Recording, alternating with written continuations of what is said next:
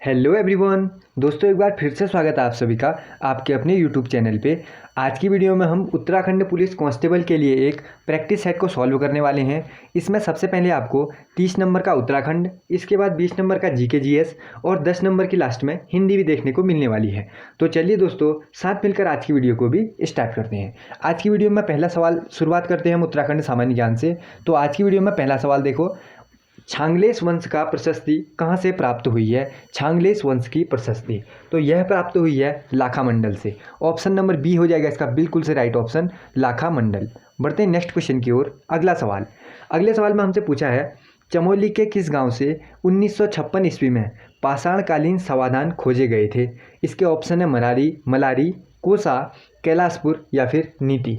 तो इसका बिल्कुल राइट ऑप्शन हो जाएगा मलारी, ऑप्शन नंबर ए। बढ़ते हैं नेक्स्ट क्वेश्चन की ओर। अगला सवाल, कत्यूरी शासकों की राजभाषा क्या थी। बहुत ही सिंपल सा क्वेश्चन है, संस्कृत हो जाएगा इसका बिल्कुल से right option, option number C. बढ़ते हैं नेक्स्ट क्वेश्चन की ओर। अगला सवाल, मुंड तथा सबर नाम से जानी जाने वाली कुमाऊं की प्राचीनतम जाति कौन सी है। जो मुंड तथा सबर नाम से जानी जाती थी वह कौन सी जाति हो जाएगी, कोल। ऑप्शन नंबर डी हो जाएगा इसका बिल्कुल से राइट ऑप्शन, कोल। इस वीडियो में जीके के भी बहुत अच्छे क्वेश्चन देखने को मिलेंगे, उत्तराखंड सामान्य ज्ञान के भी, इसलिए जो क्वेश्चन आपको नहीं आता अपनी नोटबुक में उसे नोट भी करते रहना। नेक्स्ट क्वेश्चन, कार्तिकेयपुर में अंतिम कत्यूरी शासक कौन था। कार्तिकेयपुर में राजवंश में तो बताइए, नरसिंह देव, शालिवाहन देव, नकुल देव या फिर सुभिक्षराज देव। तो इसका बिल्कुल राइट ऑप्शन हो जाएगा सुभिक्षराज देव, ऑप्शन नंबर डी। बढ़ते हैं नेक्स्ट क्वेश्चन की ओर। अगला सवाल, प्रागैतिहासिक स्थल लाखो उड्यार किस नदी के किनारे है। लाखो उड्यार कहाँ है, सबसे पहले यह आ सकती है बात। लाखो उड्यार आ जाएगा अल्मोड़ा में। किस नदी के किनारे है, सुयाल नदी के किनारे। ऑप्शन नंबर बी हो जाएगा इसका बिल्कुल right option. Next question, Kedarkhand में ललितादित्य मुक्तापीठ के आक्रमण की जानकारी हमें किससे मिलती है बताओ। यह जानकारी हमें मिलती है राज तरंगिणी से। ऑप्शन नंबर ए हो जाएगा इसका बिल्कुल right option. Most important question, Lalitaditya Muktapida के आक्रमण की जानकारी मिलती है हमें राज तरंगिणी से। इस वीडियो में आपको जितने भी क्वेश्चन दिख रहे हैं इन्हें सीधे याद कर लेना, क्योंकि आपका एग्जाम नज़दीक है। इन्हीं क्वेश्चन क्या पता अगर आप उसमें देखने को मिल जाए तो सीधे सीधे अपना नंबर कवर कर लें। नेक्स्ट क्वेश्चन, किस पुराण में हरिद्वार का नाम मायापुरी मिलता है बताओ। स्कंद पुराण में मिलता है। ऑप्शन नंबर डी हो जाएगा इसका बिल्कुल राइट ऑप्शन। स्कंद पुराण में जो हरिद्वार है इसका नाम मिलता है हमें मायापुरी। नेक्स्ट क्वेश्चन देखो फिर। अगला सवाल, कटेहर का हिंदू राजा खड़क सिंह का महतो के देश के कुमाऊं भागने का उल्लेख हमें कहाँ से मिलता है बताओ। चार ऑप्शन, रामायण प्रदीप, मानोदय काव्य, तारीख ए मुबारक शाही या फिर जहांगीरनामा। तो यह मिलता है हमें कहाँ से मिलता है, ऑप्शन नंबर सी, तारीख ए मुबारक शाही। ऑप्शन नंबर बी हो जाएगा इसका बिल्कुल राइट ऑप्शन। नेक्स्ट क्वेश्चन देखो। अगला सवाल, वैदिक काल में उत्तराखंड के किस जन का शासक था बताओ। चार में से उत्तराखंड में किस जन का शासक था, किसका हो जाएगा, त्रित्सु। ऑप्शन नंबर सी हो जाएगा इसका बिल्कुल राइट ऑप्शन। अगला सवाल देखो, कत्यूरी काल में तहसील स्तर की प्रशासनिक इकाई को क्या कहते थे। चार ऑप्शन इसमें आपको दिए गए हैं, कर्मांत, धर्मांत, सर्मांत या फिर इनमें से कोई नहीं। इस पूरी वीडियो में हम सीधे क्वेश्चन और सीधे आंसर करके पूरी वीडियो को समाप्त करने वाले हैं, क्योंकि कम समय में हमें ज़्यादा क्वेश्चन याद भी हो जाएंगे। क्या कहा जाता था बताओ, कत्यूरी काल में तहसील स्तर की प्रशासनिक इकाई को कहते थे कर्मांत। नाम अच्छी तरह याद रख लो, कर्मांत। धर्मांत या सर्मांत को नहीं करना है। ऑप्शन नंबर ए हो जाएगा इसका बिल्कुल राइट ऑप्शन। नेक्स्ट क्वेश्चन देखो फिर, ह्वेनसांग द्वारा अपनी यात्रा वृत्तांत में वर्णित गोविसाण वर्तमान में क्या है।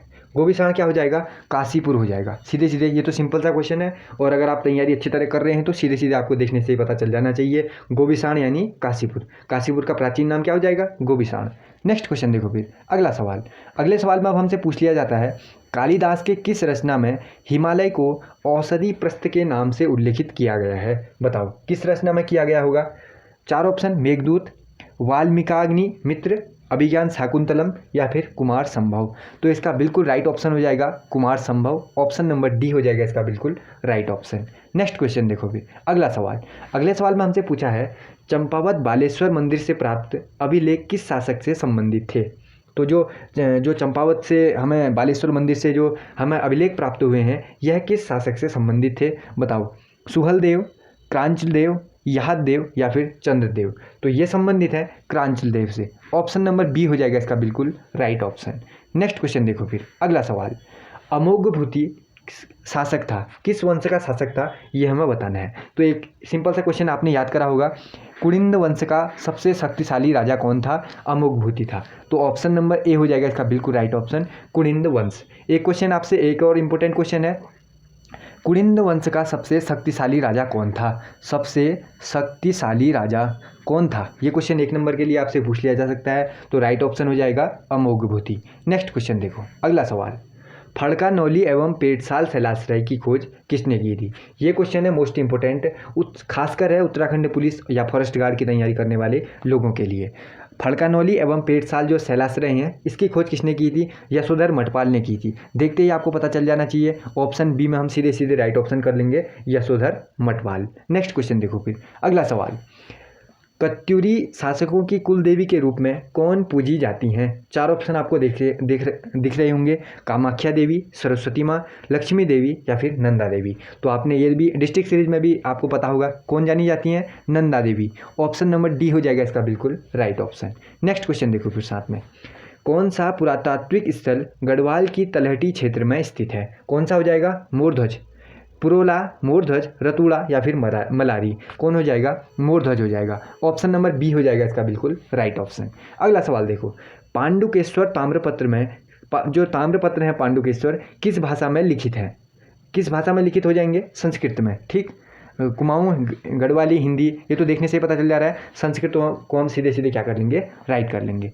बढ़ते हैं नेक्स्ट क्वेश्चन की ओर। अगला सवाल देखो फिर उत्तराखंड का अगला सवाल, कण्व आश्रम किस नदी के तट पर स्थित है। मोस्ट इंपोर्टेंट क्वेश्चन, इस क्वेश्चन को कर लो मोस्ट इंपोर्टेंट पहले। और यूके SSS ने अपने पेपरों में इसे पूछ भी चुका है। तो कण्व आश्रम किस नदी के किनारे स्थित हो जाएगा, मालिनी नदी के, मालिनी नदी। ऑप्शन नंबर बी हो जाएगा इसका बिल्कुल राइट ऑप्शन। बढ़ते हैं नेक्स्ट क्वेश्चन की ओर। और कण्वाश्रम के बारे में आपको और चीज़ें पता होनी चाहिए। और जो शकुंतला दुष्यंत था, इनका प्रेम प्रसंग है जो, वह भी कण्वाश्रम से जुड़ा हुआ है, ये भी बात आपको पता होनी चाहिए। जो इनके नाम पे हमारे देश का नाम भरत पड़ा, उनका जन्म कहाँ हुआ है, उनका जन्म भी कण्वाश्रम में ही हुआ है। और यह किस नदी के तट पर है, यह है मालिनी नदी के तट पर। नेक्स्ट क्वेश्चन अगला सवाल, कौन सा स्थान कत्यूर घाटी के नाम से जाना जाता है, बताओ। जागेश्वर, बैजनाथ, गुप्तकाशी या फिर ग्वालदम। तो इसका बिल्कुल राइट ऑप्शन हो जाएगा, बैजनाथ जाना जाता है कत्यूर घाटी के नाम से। अगला सवाल देखो, अगले सवाल में हमसे पूछ लिया गया है, सलोड़ादित्य वंश की स्थापना किसने की थी। देशदेव, इच्छरदेव, पद्मदेव या फिर इनमें से कोई नहीं। तो इस वंश की स्थापना की है इच्छरदेव ने। ऑप्शन नंबर बी हो जाएगा इसका बिल्कुल राइट ऑप्शन। अगला सवाल देखो फिर, महाभारत में उत्तराखंड का वर्णन किस रूप में हुआ है। देखो, अर्थकुरु, विभक्तिकुरु, नागगुरु, नागकुरु, इन रूप में हुआ है, नहीं हुआ है। हमने किस रूप में पढ़ा है, उत्तरकुरु रूप में पढ़ा है। तो ऑप्शन नंबर सी उत्तरकुरु हो जाएगा इसका बिल्कुल राइट ऑप्शन। अगला सवाल, ह्वेनसांग ने किस पर्व को मोक्ष पर्व कहा था। ये क्वेश्चन वीडियो में पूछा जा चुका है 2021 में जो पेपर हुआ था। तो आगामी परीक्षाओं के लिए भी ये क्वेश्चन भी मोस्ट इंपोर्टेंट है। ह्वेनसांग ने किस पर्व को मोक्ष पर्व कहा था, किसको कहा था, कुंभ पर्व को। ऑप्शन नंबर डी हो जाएगा इसका बिल्कुल राइट ऑप्शन। अगला सवाल देखो फिर, अगले सवाल में हमसे पूछा है, नरसिंहदेव कत्यूरी ने अपनी राजधानी कार्तिकेयपुर से हटाकर कहाँ स्थापित की थी। कहाँ स्थापित की कार्तिकेयपुर से हटाकर, बैजनाथ में। ऑप्शन नंबर बी में। तो ऑप्शन नंबर बी हो जाएगा इसका बिल्कुल राइट ऑप्शन। नेक्स्ट क्वेश्चन की तरफ हम साथ में बढ़ते हैं। अगला सवाल, गोपेश्वर व बाड़ाहाट के स्तंभ लेख कौन सी सदी के हैं, दूसरी, छठी, पाँचवीं या फिर आठवीं। तो जो बाड़ाहाट जो या गोपेश्वर हो गया, इनके जो स्तंभ लेख हैं वह छठी सदी के माने जाते हैं। ऑप्शन नंबर बी हो जाएगा इसका बिल्कुल राइट ऑप्शन। अगला सवाल देखो फिर, उत्तराखंड में प्राप्त सबसे प्राचीन अभिलेख निम्नलिखित में से कौन है। 4 ऑप्शनों में से आपको बताना है। सबसे पुराना कौन सा हो जाएगा, कालसी वाला ही हो जाएगा, है ना। तो ये सब तो नए नए हैं, इसके बाद आए, कालसी वाला सबसे पहला हो जाएगा। अगला सवाल देखो, निम्नलिखित में से किस जाति की गणना हिमालय की प्रागैतिहासिक जातियों में नहीं की जाती। क्वेश्चन को सबसे पहले ध्यान से पढ़ना है। हमसे पूछा है नहीं की जाती, हमसे क्या पूछा है, नहीं की जाती। तो किसकी नहीं की जाती है ये हमें बताना है, शकों की। शक कहाँ पर दिखता है, ऑप्शन नंबर डी में। तो ऑप्शन नंबर डी हो जाएगा इसका बिल्कुल राइट ऑप्शन। अगला सवाल, ब्राह्मणों की कौन सी उपजाति स्थान के नाम पर आधारित नहीं है? स्थान के नाम पर जो आधारित नहीं है वह कौन सी हो जाएगी? जोशी। छिमवाल स्थान के नाम पर है, कपोली भी, सनवाल भी, लेकिन जोशी नहीं है। तो ऑप्शन नंबर ए हो जाएगा इसका बिल्कुल राइट ऑप्शन। तो दोस्तों हम यहाँ पर उत्तराखंड सामान्य ज्ञान के 30 क्वेश्चन कवर कर चुके हैं। इन 30 क्वेश्चनों में आपने अपना प्रैक्टिस सेट लगाया होगा। अगर कोई क्वेश्चन आपको नहीं आता तो उसको अपनी नोटबुक में नोट भी कर लेना। अब बढ़ते हैं हम अपने जीके के पोर्शन की तरफ। जीके जीएस यहाँ पर से हम सॉल्व करने वाले हैं। और आज की वीडियो जीके की मैंने जो उत्तराखंड और हिंदी है इसके साथ में आज पहली क्लास है जिसमें मैं जीके भी साथ में लाया हूं, तो इसलिए मैंने ज़्यादा अप लेवल के क्वेश्चन इसमें नहीं लिए हैं, सिंपल लेवल के क्वेश्चन लिए हैं। और इस लेवल के भी क्वेश्चन भी आपको आपके पेपर में देखने को मिलेंगे। धीरे धीरे हम इसका लेवल अप करते हुए जाएंगे। पहला सवाल, ऑपरेशन फ्लड किससे संबंधित है? बताओ फिर, ऑपरेशन फ्लड किससे संबंधित हो जाएगा? दूध के उत्पादन से, दुग्ध उत्पादन। ऑप्शन नंबर सी हो जाएगा इसका बिल्कुल राइट ऑप्शन। नेक्स्ट क्वेश्चन, आज की वीडियो में हम ज़्यादा देर नहीं लगाने वाले, हर क्वेश्चन में सीधे क्वेश्चन और सीधे आंसर हम देखने वाले हैं ताकि कम समय लगे, वीडियो छोटी हो, लेकिन उसमें आपको ज़्यादा से ज़्यादा क्वेश्चन सीखने को मिल जाए। अगला सवाल देखो फिर, हरिजन सेवक संघ की स्थापना किसने की थी? हरिजन सेवक संघ, इसकी स्थापना की थी महात्मा गांधी जी ने। ऑप्शन नंबर बी हो जाएगा इसका बिल्कुल राइट ऑप्शन, महात्मा गांधी। बढ़ते हैं नेक्स्ट क्वेश्चन की ओर। अगला सवाल, सर्वोदय योजना का प्रस्ताव किसके द्वारा रखा गया था? सर्वोदय योजना का प्रस्ताव किसके द्वारा रखा गया था? Jayaprakash Narayan. Option number A हो जाएगा इसका बिल्कुल राइट ऑप्शन, जयप्रकाश नारायण। देखो ऑप्शन में आपको हमेशा महात्मा गांधी भी दिखेगा, विनोबा भावे भी दिखेगा, लेकिन उसके साथ एक ऑप्शन जयप्रकाश नारायण दिखेगा। आपको ऑप्शन ए को ही ठीक करना है, बी को या सी को, इन दोनों में से किसी को नहीं करना। सर्वोदय योजना का सबसे पहले प्रस्ताव जयप्रकाश नारायण ने ही रखा था। नेक्स्ट क्वेश्चन देखो, अगला सवाल। फिर अगले सवाल में हमसे पूछता है, मलेरिया किस अंग को प्रभावित करता है? 4 ऑप्शन में बताना है आपको, मलेरिया किस अंग को प्रभावित करता है। कई बच्चों ने एक चीज़ पढ़ा रहता है, किसे प्रभावित करता है? प्लीहा को। किसे प्रभावित करेगा? प्लीहा। लेकिन आप फिर इस टाइप के क्वेश्चन में आपको वो ऑप्शन क्वेश्चनों में नहीं मिलता, इसीलिए आप क्या कर देते हैं, इस क्वेश्चन को गलत कर देते हैं। प्लीहा हो गया, वही क्या है? तिल्ली है। तो प्लीहा दिखेगा प्लीहा करना, तिल्ली दिखेगा तिल्ली करना। जिसे अंग्रेजी में आता है उसको क्या कहते हैं? अंग्रेजी में भी मैं आपको बता देता हूँ, इसे कहते हैं स्प्लीन। इसे कहते हैं स्प्लीन, SPLEEN, स्प्लीन हो गया। और एक और हो गया प्लीहा हो गया, इसके साथ ही हो गया तिल्ली। इन तीनों में से आपको कोई भी दिखे वही राइट है, मलेरिया इस अंग को प्रभावित करता है। नेक्स्ट क्वेश्चन देखो, अगला सवाल।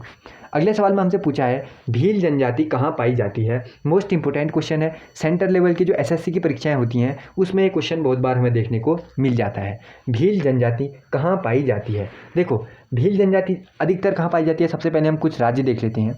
इसमें आपको ऑप्शनों के हिसाब से देखना है। फिर एक गुजरात में पाई जाती है, एक महाराष्ट्र, शॉर्ट में लिख देता हूँ, महाराष्ट्र में पाई जाती है, इसको याद कर लो। एक राजस्थान में पाई जाती है, राजस्थान याद कर लो। एक पाई जाती है छत्तीसगढ़ में, छत्तीसगढ़ याद कर लो। एक पाई जाती है मध्य प्रदेश, MP याद कर लो। अब इन 5 राज्यों में आपको देखना है कि ऑप्शन में मुझे क्या बताया है। ऑप्शन में कौन बताया है? महाराष्ट्र बताया है। तो MP मतलब याद कर लो मध्य प्रदेश, ठीक। मध्य प्रदेश, महाराष्ट्र, छत्तीसगढ़, राजस्थान, गुजरात। ऑप्शनों में देखो, ऑप्शनों में हमें दिखता है Madhya Pradesh. Option number A हो जाएगा इसका बिल्कुल राइट ऑप्शन। तो ऑप्शन नंबर ए को हम सही कर लेंगे, भील जनजाति जहाँ पाई जाती है। अगला सवाल देखो, जो ये भील जनजाति है इससे संबंधित क्वेश्चन सेंटर लेवल में मिलते हैं, तो ये क्वेश्चन हमारे लिए भी UKPSC के लिए वालों के लिए भी इंपॉर्टेंट हो जाता है। वर्णान्यता वाले आदमी को लाल रंग कैसा दिखाई देगा? यानी कलर विजन होता है जिसको। देखो आपने सिंपल से ही कहते हुए देखा होगा, कलर विजन में किसका? हरे और लाल रंग का टेस्ट होता है। हमसे पूछा है लाल रंग उसे कैसा दिखाई देगा, तो हम कह देंगे हरा दिखाई देगा, ठीक, वर्णान्यता वाले आदमी को। नेक्स्ट क्वेश्चन, अगला सवाल देखो। फिर अगले सवाल में हमसे पूछा है, राष्ट्रपति भवन का डिजाइन किसने बनाया था? ये भी क्वेश्चन है मोस्ट इंपोर्टेंट GK GS में, मोस्ट इंपोर्टेंट हम कर लेते हैं। SSC की बहुत सारी परीक्षाओं में रिपीट है। राष्ट्रपति भवन का डिजाइन किसने बनाया था? बताओ। लुटियंस ने बनाया था, एडविन लुटियंस हो जाएगा इसका बिल्कुल राइट ऑप्शन। नेक्स्ट क्वेश्चन की तरफ हम साथ में बढ़ते हैं। अगला सवाल, भारत में सामुदायिक विकास कार्यक्रम कब प्रारंभ हुआ? जितने भी GK में क्वेश्चन आपको देखने को मिल रहे हैं, सबसे कम लेवल के क्वेश्चन मैंने सिलेक्ट किए हुए हैं। अगर इन्हीं क्वेश्चन को धीरे धीरे आप याद करते हुए जाइए, कहीं ना कहीं इन्हीं में से आपको क्वेश्चन वहाँ देखने को मिलेंगे। तो बताओ, सामुदायिक विकास कार्यक्रम कब शुरू हुआ? 2 अक्टूबर 1952 को हुआ था। 1952 तो हमें ऑप्शन में दिखता है, साथ ही आपको क्या याद रखना है, 2 अक्टूबर भी याद रखना है। अभी से याद कर लो, सामुदायिक विकास कार्यक्रम हुआ 2 अक्टूबर 1952 से शुरू। नेक्स्ट क्वेश्चन की ओर साथ में बढ़ते हैं। ये तो बचपन से ही आपने पढ़ा होगा, बुद्ध को ज्ञान कहाँ प्राप्त हुआ था? कहाँ हुआ था? गया में पीपल के वृक्ष के नीचे, यानी बोध गया हो जाएगा इसका बिल्कुल राइट ऑप्शन। नेक्स्ट क्वेश्चन देखो फिर अगला सवाल। चंद्रगुप्त के दरबार में सेल्यूकस ने एक दूत भेजा था जिसका नाम क्या था? अब बताओ फिर इसका राइट ऑप्शन हम किसको करें? हेरोडोटस, मेगास्थनीज, हेनसांग, हेलियोडोरस, किसको राइट करें? इसमें हम राइट कर लेते हैं मेगास्थनीज को। हाँ, मेगास्थनीज को ही भेजा होगा, तो ऑप्शन नंबर सी हो जाएगा इसका बिल्कुल राइट ऑप्शन, मेगास्थनीज। और मेगास्थनीज से एक और क्वेश्चन आता है, इसने एक किताब लिखी थी, क्या लिखी थी? इंडिका। इस किताब को भी याद कर लो, इंडिका किसने लिखी? मेगास्थनीज ने। अगला सवाल देखो फिर। अगले सवाल में हमसे पूछा है, किस विटामिन की कमी से खून का बहना रुकता नहीं है? खून का बहना रुकता नहीं है मतलब उसके खून में थक्का नहीं बन रहा है। यह किसके कारण होता है? विटामिन के कारण। आपने बचपन से ही पढ़ा होगा, विटामिन के की कमी से रक्त का थक्का बनने में कठिनाई होती है। तो ऑप्शन नंबर के कर लेंगे हम, यानी ऑप्शन नंबर डी विटामिन के कर लेंगे हम राइट ऑप्शन। अगले सवाल की तरफ हम साथ में बढ़ते हैं। तुल्यकालिक कक्षा कितनी ऊंचाई पर है? ये देखो, ये क्वेश्चन है मोस्ट इंपोर्टेंट क्वेश्चन। तुल्यकालिक कक्षा जहाँ उपग्रह वगैरह भेजे जाते हैं, यह कितनी उसमें है बताना है हमें। तो एक ऑप्शन आपको हमेशा याद रखना चाहिए, 36,000 किलोमीटर से यह स्टार्ट होता है। तुल्यकालिक कक्षा सीधे सीधे आपको देखने को मिलेगा 36,000 किलोमीटर, वहाँ पर राइट ऑप्शन कर देना। अगला सवाल देखो फिर। भारत में दास राजवंश की स्थापना किसने की थी? दास राजवंश अगर समझ नहीं आ रहा है तो दास का दूसरा नाम क्या है? गुलाम।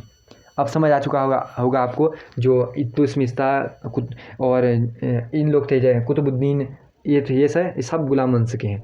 अब बताओ, इस वंश की स्थापना किसने की थी? इस क्वेश्चन में एक और चीज़ ध्यान रखना, जो मैं 2 चीज़ें आपको बताने वाला हूँ। दास वंश या गुलाम वंश की स्थापना की थी कुतुबुद्दीन ने। ऑप्शन नंबर बी हो जाएगा इसका बिल्कुल राइट ऑप्शन। लगभग ये 1206 से 1290 तक चला था, है ना। तो और कहीं कहीं पर आपको इल्तुतमिश दिखेगा, जो इसका माना जाता है वास्तविक स्थापक। कहीं कहीं पर आपको दिख जाएगा वास्तविक स्थापक इसका कौन था। वास्तविक स्थापक में आपको दिखाया जाएगा इल्तुतमिश था। ठीक, अगर आपसे पूछेगा स्थापना किसने की है, तो आपको सबसे पहले कुतुबुद्दीन ही ठीक करना है। अगर वास्तविक कहीं पर दिखता है और कुतुबुद्दीन नहीं दिखता वहाँ पर, तो तब आप इल्तुतमिश कर सकते हैं। लेकिन बहुत जगह आपको दिखेगा किताबों में, यानी दास वंश या गुलाम वंश का संस्थापक है कुतुबुद्दीन, क्योंकि ये तो गद्दी पर बाद में बैठा था ना, तो पहले तो यही बैठा, तो स्थापक यही हो जाएगा। लेकिन इल्तुतमिश ने क्या किया था? गुलाम वंश को कहीं आगे तक बढ़ाया था। इल्तुतमिश ने यानी गुलाम वंश की नींव को पक्का किया था, इसलिए इसे वास्तविक संस्थापक भी कह दिया जाता है। अगला सवाल देखो फिर। जीके के अगले सवाल में हमारे पास है, भारतीय मानक समय रेखा किस रेखांश पर अपनाया जाता है? बताओ, मोस्ट इंपोर्टेंट क्वेश्चन, सबका फेवरेट क्वेश्चन। यूके पीएससी एक बार एसएससी पेपर करवाता है, इसे देता है। यूके ट्रिपल एससी पेपर करवाता था, इस क्वेश्चन को रिपीट कर चुका है। अब यूके पीएससी के हाथों पेपर हैं, तो हो ना हो ये क्वेश्चन रिपीट हो सकता है, तो आपको पता होना चाहिए। बताओ, भारतीय मानक समय किस रेखांश पर अपनाया जाता है? यह 82.5 डिग्री ईस्ट, 82.5 डिग्री ईस्ट, यानी ऑप्शन नंबर बी हो जाएगा इसका बिल्कुल राइट ऑप्शन, आपको पता होना चाहिए। नेक्स्ट क्वेश्चन देखो फिर अगला सवाल। ऑस्कर अवार्ड जीतने वाले पहले भारतीय कौन थे? बताओ, ऑस्कर अवार्ड जीतने वाले पहले भारतीय। आज की वीडियो में मैंने जो साइंस हो गया और जीके होगी और कंप्यूटर की तो क्लास मैंने पहले बनाई है, और अवार्ड हो गया, इन क्वेश्चनों को भी सम्मिलित कर लिया, क्योंकि मैं हिंदी और उत्तराखंड के ही ला रहा था। आज मैंने जीके भी सिलेक्ट कर ली। तो कैसी लगी मुझे वीडियो, मुझे कमेंट करके ज़रूर बताना। तो सबसे पहले किसे मिला होगा ऑस्कर अवार्ड? ये मिला है भानु अथैया जी को, Bhanu Athaiya. Option number C हो जाएगा इसका बिल्कुल राइट ऑप्शन, शशि थरूर नहीं करना है। राइट ऑप्शन क्या हो जाएगा? भानु अथैया हो जाएगा। बहुत जल्द मैं आपके लिए 2022 का उत्तराखंड और पूरे देश में करंट अफेयर्स वाली वीडियो भी लाने वाला हूँ। नेक्स्ट क्वेश्चन, अगले सवाल की तरफ हम साथ में बढ़ते हैं। इसका राइट ऑप्शन मैंने आपको क्या बताया? भानु अथैया। नेक्स्ट क्वेश्चन देखो कि अगला सवाल है हमारे पास, सड़कों पर लगे तार कब आसानी से टूट जाते हैं? सड़कों पर लगे तार, ये किन तारों की बात हो रही है? बिजली में जो तार लगे रहते हैं, सड़कों पर खंभे होते हैं, उनमें तार लगे होते हैं ना जो बिजली के, उनकी बात यहाँ पर हो रही है। वह कब टूटते हैं आसानी से? शीत में, जब सर्दी होती है तभी इनके तारों की टूटने की समस्या ज़्यादा होती है। खासकर पहाड़ों की तरफ आपने देखा होगा, जो लाइनें होती हैं, बिजली की लाइनें बनी होती हैं, सर्दियों में क्या होता है? टूट जाती है वो, है ना। तो वह कब होती है ये घटना? ये होती है जब ठंडा होता है, यानी शीत ऋतु में। ये तो व्यस्त ट्रैफिक के कारण इन चीज़ों में आपको ध्यान नहीं देना है, या आपको कन्फ्यूज करने के लिए ऐसे ऑप्शन दिए रहते हैं। अगला सवाल देखो फिर, झुकी हुई मीनार कहाँ है बताओ। झुकी मीनार यह है इटली में। इटली में ये एक टावर है, कहाँ पर है, इटली का शहर है एक पीसा, वहाँ स्थित है झुकी हुई मीनार। नेक्स्ट क्वेश्चन देखो फिर, अगला सवाल। अगले सवाल में हमसे पूछा है, वह कौन सा वाद्य यंत्र है जिस पर उस्ताद अमजद अली खां निपुणता प्राप्त थी उन्हें। देखो इसका राइट ऑप्शन है सरोद। अब देखो ये क्वेश्चन आपसे कैसे कैसे पूछ लिया जा सकता है। पहला सवाल, उस्ताद अमजद अली खां किस से संबंधित हैं, किस वाद्य यंत्र से, तो सरोद। सरोद में कौन निपुण है, उस्ताद अमजद अली खां।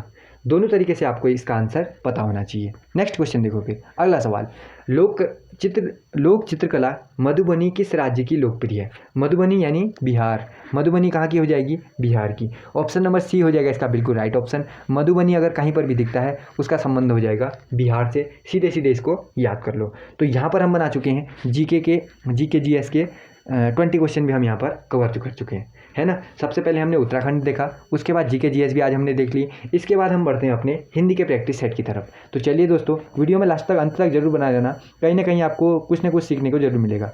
एक और क्वेश्चन बचा है ये जीके जीएस वाला। नोबेल पुरस्कार विजेता भारतीय विजेता अमर्त्य सेन किस क्षेत्र में कार्य के लिए प्रसिद्ध हैं बताओ। अमर्त्य सेन का संबंध किससे हो जाएगा, अर्थशास्त्री है ना वो, तो ऑप्शन नंबर डी हो जाएगा इसका बिल्कुल राइट ऑप्शन। यहाँ पर हो चुका है हमारा जीके का पोर्शन समाप्त। नेक्स्ट क्वेश्चन देख लेते हैं, ये और तो नहीं बचा, नहीं और नहीं बचा। अब आ चुका है हिंदी। अब बढ़ते हैं हम अपने हिंदी के प्रैक्टिस सेट की तरफ। अब देखो फिर हिंदी बनाते हैं यहाँ से। हिंदी में हमसे सबसे पहले पूछा है, तरु का पर्यायवाची शब्द कौन सा हो जाएगा। पर्यायवाची हो गया, जो पर्यायवाची हो गया, एक अनैकार्थी शब्द हो गए, विलोम शब्द हो गए, इन सबको आपको क्लियर करके अच्छी तरह जाना है एग्जाम में। तरु का पर्यायवाची शब्द कौन हो जाएगा बताओ। अम्बुद, विटप, क्षणदा या फिर नृत्य। नित्य, इन चारों ऑप्शन में राइट ऑप्शन कौन सा हो जाएगा, राइट ऑप्शन हो जाएगा विटप। ऑप्शन नंबर सी हो जाएगा इसका बिल्कुल राइट ऑप्शन। तरु मतलब क्या होता है, तरु मतलब होता है पेड़। इसके और अगर समानार्थी शब्दों की बात करें पर्यायवाची की, तो क्या क्या हो जाएंगे, वृक्ष। पेड़ और वृक्ष तो सबको ही पता होने चाहिए। इसके अलावा अगर हम बात करें तो द्रुम भी पेड़ का ही होता है। इसके अलावा अगर हम बात करें तो तरु भी पेड़ का ही होता है और विटप भी पेड़ का ही होता है। नेक्स्ट क्वेश्चन की तरफ हम साथ में बढ़ते हैं। सुनार शब्द में प्रयुक्त प्रत्यय कौन सा है। सुनार प्रत्यय कहाँ लगते हैं, देखो बहुत सारी वीडियो में आपको बताते रहता हूँ। प्रत्यय लगते हैं पीछे, उपसर्ग लगते हैं आगे। तो देखो मूल शब्द कौन सा हो जाएगा, मूल शब्द होगा सोना, उसके पीछे क्या लगा, आर लगा, तो ऑप्शन नंबर डी हो जाएगा इसका बिल्कुल राइट ऑप्शन। अगला सवाल देखो, अब आप यहाँ पर से अपना हिंदी का प्रैक्टिस सेट भी लगाते हुए चलना। सिमटना का विलोम शब्द क्या हो जाएगा। सिमटना का विलोम क्या हो जाएगा बताओ। सिमटना का सीधे सीधे विलोम देखें तो वो हो जाएगा बिखरना। सिमटना का विलोम क्या हो जाएगा, बिखरना। यहाँ पर मैं आपको लिख के दिखा देता हूँ। सिमटना का विलोम क्या हो जाएगा, सिमटना का विलोम हो जाएगा बिखरना। बिखरने से मिलता जुलता कौन है यहाँ पर, फैलना, तो ऑप्शन नंबर डी हो जाएगा इसका बिल्कुल राइट ऑप्शन। अगला सवाल, हाथ पसारना मुहावरे का क्या अर्थ है। हाथ पसारना मुहावरे का क्या मतलब होता है, कहीं कहीं आपको दिख सकता है याचना करना। याचना करना, हाथ पसारना का अर्थ, तो याचना करना यानी मांगना कुछ। ऑप्शन नंबर ए हो जाएगा इसका बिल्कुल राइट ऑप्शन। कहीं कहीं पर आपको याचना करना भी दिख सकता है, इसको भी याद रखना। नेक्स्ट क्वेश्चन देखो फिर, अगले सवाल में हमसे पूछा है 4 दिन की चांदनी मुहावरे का क्या अर्थ है। 4 दिन की चांदनी, जैसे आपने मुहावरा पढ़ा होगा 4 दिन की चांदनी फिर अंधेरी रात, तो 4 दिन की चांदनी का अर्थ क्या होता होगा, थोड़े समय का सुख। ऑप्शन नंबर ए हो जाएगा इसका बिल्कुल राइट ऑप्शन। दोस्तों इस वीडियो में मैं ऑप्शन को नहीं बोल रहा हूँ, उससे ऐसा ना हो कि वीडियो और ज़्यादा लंबी बन जाए, इसीलिए मैं उन ऑप्शनों को छोड़ रहा हूँ। जैसे ही मैं क्वेश्चन बताता हूँ आप उन ऑप्शनों को देखिए और मुझसे जल्दी अपना आंसर देने की कोशिश कीजिए। अगला सवाल देखो फिर, अगले सवाल में हमसे पूछा है दुख देने वाला क्या होता है बताओ। अधम, पातकी, शोषक या फिर दुखद। दुख देने वाला क्या हो जाएगा, दुखद हो जाएगा। ऑप्शन नंबर डी हो जाएगा इसका बिल्कुल राइट ऑप्शन। अगला सवाल देखो फिर, नेक्स्ट क्वेश्चन, अगम का विलोम क्या होगा। अगम का विलोम क्या हो जाएगा, अगम का विलोम होगा साधारण, पूर्ण, सुगम या फिर सरल। अगम का विलोम होगा सुगम। ऑप्शन नंबर बी हो जाएगा इसका बिल्कुल राइट ऑप्शन। बढ़ते हैं अपने नेक्स्ट क्वेश्चन की ओर। अगला सवाल, किसी कथा के अंतर्गत आने वाली कोई दूसरी कथा क्या कहलाएगी। कोई कथा चल रही है उसी के अंतर्गत आ गई कोई दूसरी कथा तो हम उसे क्या कहेंगे, अंतः कथा कहेंगे। ऑप्शन नंबर सी हो जाएगा इसका बिल्कुल राइट ऑप्शन। मैंने यूके पुलिस के जो लेवल पे हिंदी का प्रैक्टिस सेट होता है, यूके पुलिस हो गया, फॉरेस्ट गार्ड हो गया, उसी लेवल के हिंदी के क्वेश्चन मैंने इसमें सिलेक्ट किए हैं। नेक्स्ट क्वेश्चन देखो फिर अगला सवाल, मन के किसी और प्रवृत्त होने या उससे हटने की अवस्था क्या कहलाती है, बताओ क्या कहलाएगी। चंचलता, मनोवृत्ति, मनमोहक या फिर मनोदौर्बल्य, क्या कहलाएगी, मनोवृत्ति कहलाएगी। ऑप्शन नंबर सी हो जाएगा इसका बिल्कुल राइट ऑप्शन। बढ़ते हैं हम अपने नेक्स्ट क्वेश्चन की ओर।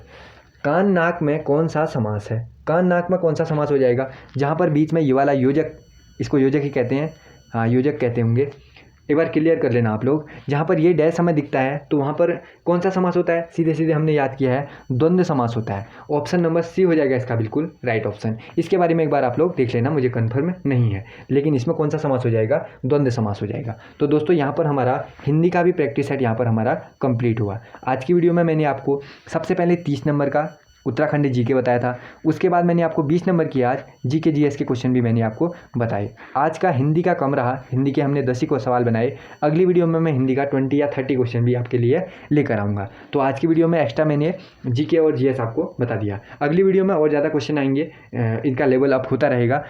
वीडियो कैसी लगी सबसे पहले मुझे कमेंट सेक्शन में ज़रूर बताना। अगर अच्छी लगी हो तो उन दोस्तों के साथ ज़रूर से शेयर करना जो आगामी किसी भी परीक्षा की तैयारी कर रहे हैं। बस उन्हीं लोगों के साथ मेरी इस वीडियो को शेयर करा करो। बहुत जल्द मुलाकात होगी एक नई वीडियो के साथ। तब तक के लिए पढ़ते रहिए, मुस्कुराते रहिए। तब तक के लिए गुड बाय।